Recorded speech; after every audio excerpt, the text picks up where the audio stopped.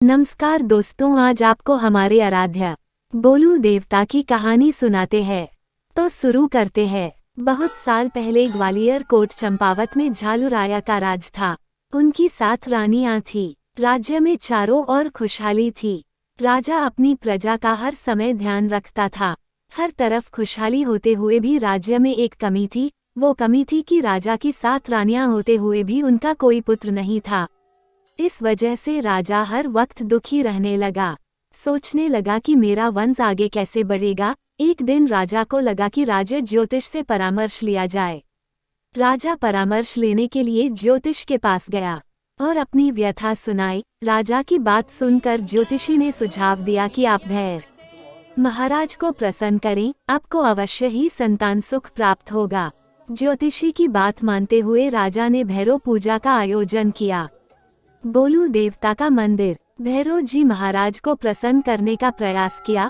भैरव जी महाराज ने राजा को सपने में दर्शन दिया और कहा कि आपके भाग्य में संतान सुख नहीं है, अतः मैं स्वयं आपके पुत्र के रूप में जन्म लूंगा। इसके लिए आपको 8वीं शादी करनी होगी, जिससे आपको पुत्र की प्राप्ति होगी। जब राजा सुबह उठा, बहुत प्रसन्न हुआ और अपनी 8वीं रानी की तलाश में लग गया। एक दिन राजा शिकार के लिए जंगल की ओर निकला। शिकार को दौड़ते दौड़ते बहुत दूर निकल गया। जब राजा को पानी की प्यास लगी तो राजा ने सैनिकों को पानी लाने भेज। बहुत देर होने पर जब कोई सैनिक नहीं आया तो राजा स्वयं पानी की तलाश में निकल पड़ा। पानी दौड़ते हुआ राजा को एक तालाब नजर आया। जब राजा तालाब के पास पहुंच तो देखता है कि उसके सैनिक मूर्छित अवस्था में तालाब के किनारे पड़े हुए हैं। उसके बाद राजा स्वयं ही पानी के लिए हाथ तालाब की ओर बढ़ता है कि अचानक आवाज आती है, ये तालाब मेरा है। यदि आपने मेरी बात नहीं मानी तो आपका भी वही हाल होगा जो इन सैनिकों का हुआ है। राजा ने जब सामने देखा तो एक बहुत सुंदर नारी खड़ी थी। राजा ने उस नारी कहा कि मैं शिकार के लिए जंगल की ओर निकला था और शिकार करते करते बहुत दूर निकल गया। जब पानी की प्यास लगी तो मैंने सैनिकों को पानी लेने के लिए भेजा। राजा ने परिचय देते हुए कहा कि मैं चंपावत का राजा झालू राया हूँ। तब उस नारी ने कहा कि मैं पंचदेव देवताओं की बाहें कलिंगा हूँ।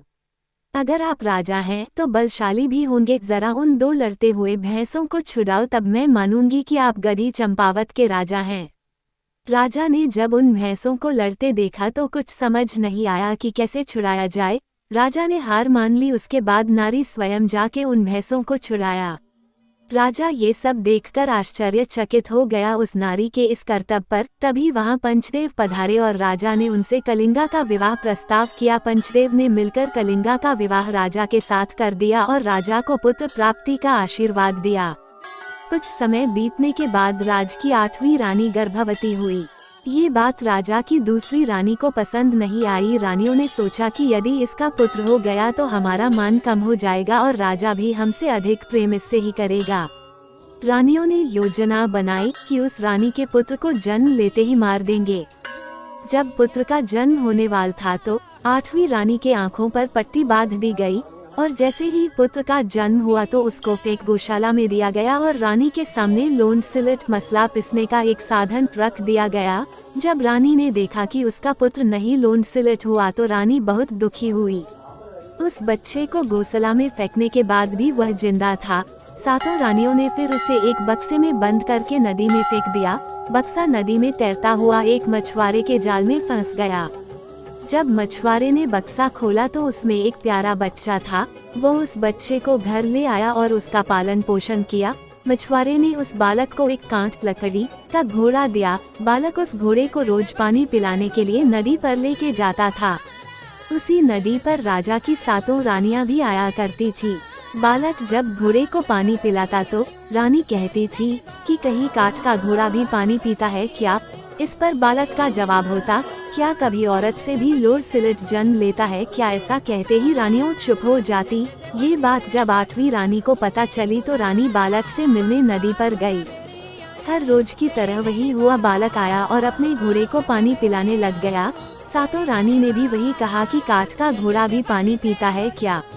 बालक ने कहा, क्या कभी औरत से भी लोर सिलट जन्म लेता है। ये बात कहते ही 8वीं रानी बोली, तुम ऐसा क्यों कह रहे हो।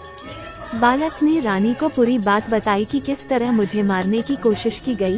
ये बात जब राजा को पता चली तो राजा ने सातों रानियों को फांसी देने का हुक्म दे दिया।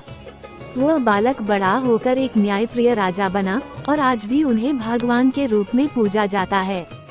जय गोलजू देवता।